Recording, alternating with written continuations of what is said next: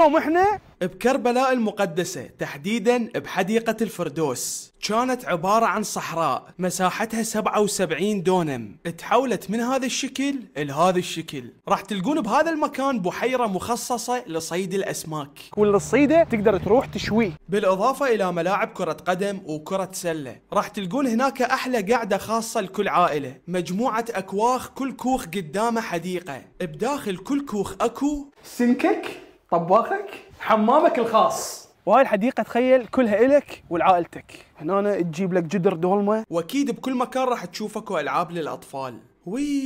جيل الطيبين. يلا عم نروح طلع الطفل اللي بداخلك. واكيد ما ننسى الشلال اللي يصب البحيره، وتقدر تصعد فوق والمنظر خرافي. طبعا تقدر تتنقل عن طريق سيارات الشحن، خلي سوقاني واذا ما يخليك تسوق تقدر تركب بالحصان اطلع. او تأجر دراجات شحن، بايسكلات. من اكو حديقة